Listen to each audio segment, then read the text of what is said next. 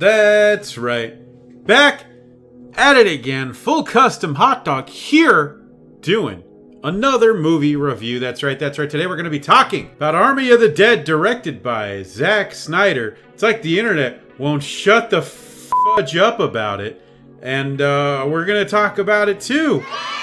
Whoopee! So if you don't know what this is, IMDb describes this as: following a zombie outbreak in Las Vegas, a group of mercenaries take the ultimate gamble, venturing into the quarantine zone to pull off the greatest heist ever attempted. Well, this sounds fantastic on paper, and it does. It's long. It's almost 2.5 hours long. It's incredible what Zack Snyder's able to do in taking a neat concept and just make it long and overwrought. And I'm not even trying to clown on Snyder himself, I guess. I liked the Snyder cut of Justice League. I thought it was great. Had a certain weight and gravitas to the mythos of the superhero. I like when Snyder does that kind of thing. And there's things I appreciate with Zack Snyder. I appreciate his near reckless self-indulgence. The fact that that guy just wants to do whatever he wants to do with kind of ridiculous fiction is kind of inspiring, right? I think a director that's able to just dive into his own work and give you whatever the hell he wants. He doesn't give a shit what you want. He's going to give you what he wants. Who cares? I'm going to Cabo. Woo! I hate myself. I kind of got to applaud that in a way. Now, the internet seems to be torn about this movie in several different ways. People seem to really love it. Some people really hate it.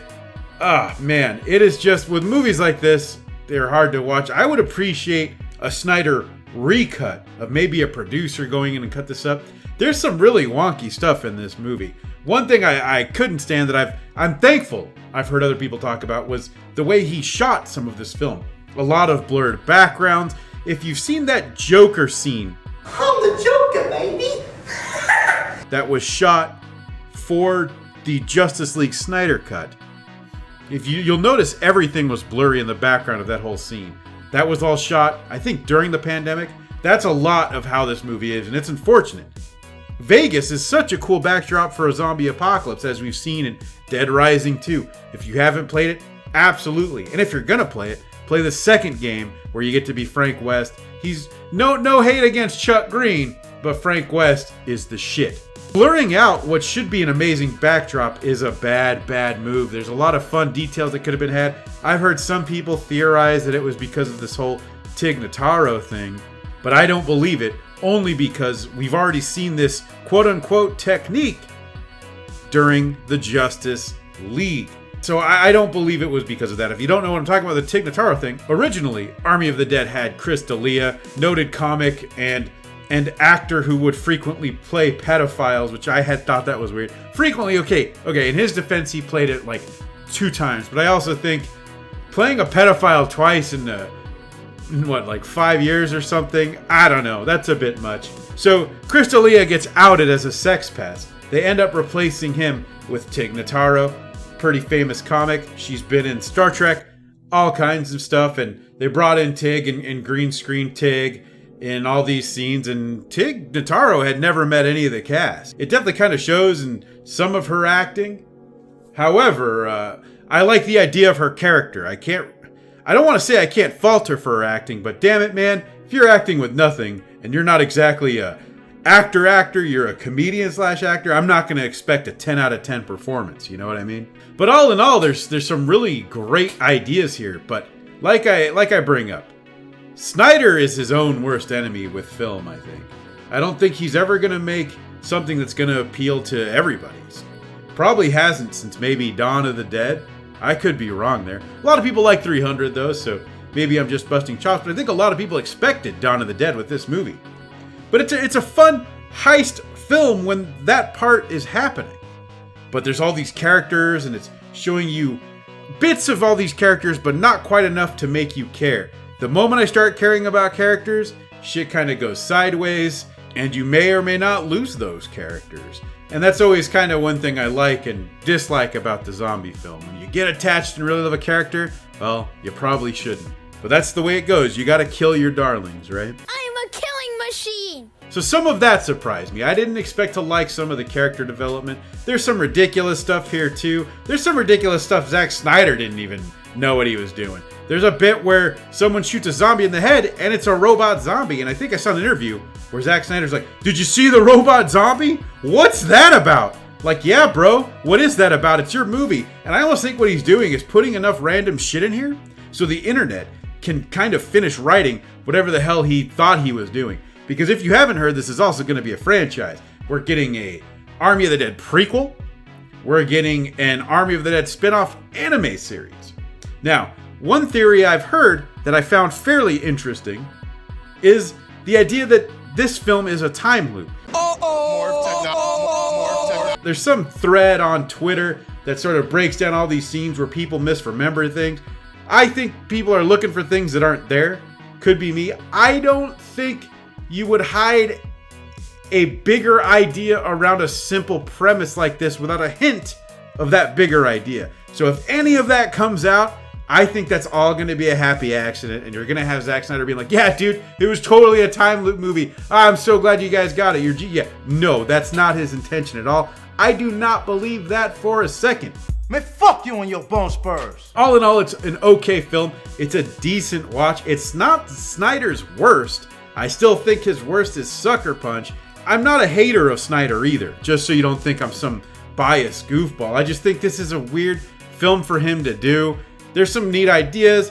He does bring back the concept of, spoiler alert, a zombie baby, as there's some weird hints at zombies getting pregnant here. The ending doesn't leave much to grow with, which I think is a disappointment.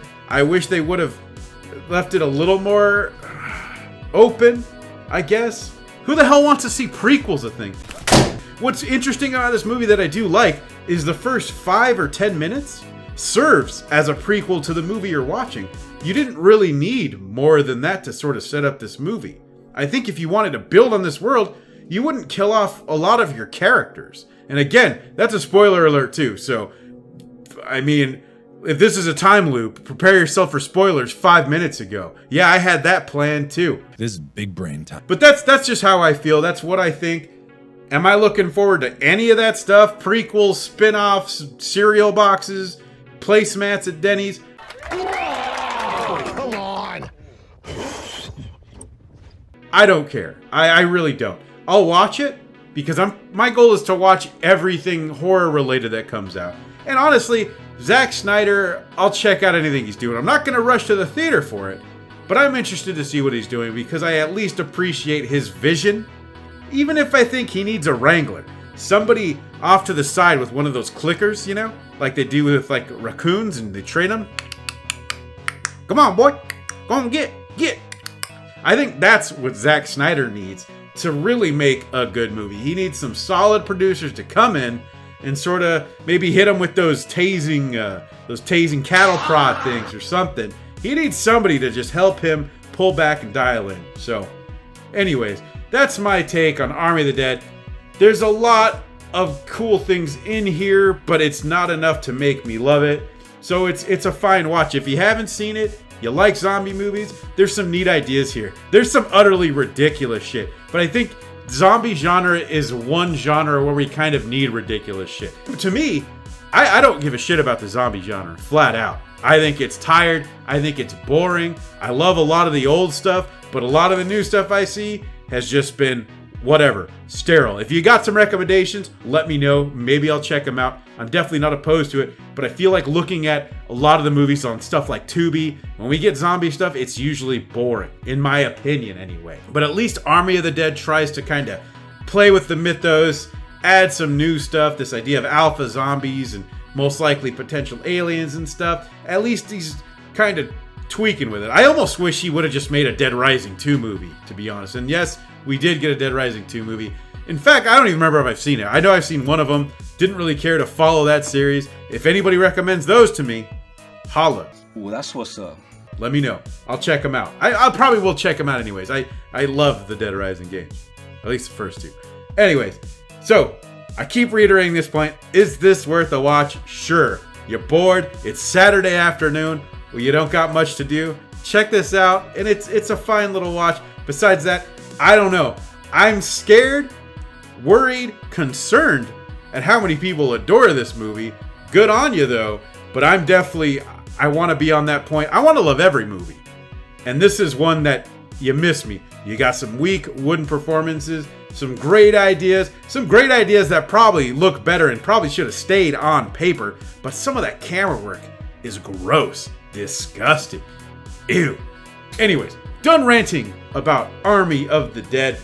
A pretty okay movie in Zack Snyder's interesting filmography. What a controversial director. It's interesting. Zack Snyder's not controversial in ways like Tarantino or Clint Eastwood making movies that are making people upset, but he's making people upset in a whole other way, you know? He's just the fact that he's making movies is pissing people off. They hate it when you do this. Oh, look! They're really mad now. But again, I'm here for you, Zach. I'll watch what you put out. I may not love it, but I'm going to watch it, damn it. But anyways, Full Custom Hot Dog here. You can follow me on Twitter. Full Custom Hot Dog without the last O, because it's just too long for Twitter. So thank you all for watching, and until next time. If you like what you see, I love what I see. Make sure to hit that subscribe button and the bell for notifications so you can watch whatever comes next. And if you like the music you hear, you can follow me on SoundCloud and Spotify. Check the description for links.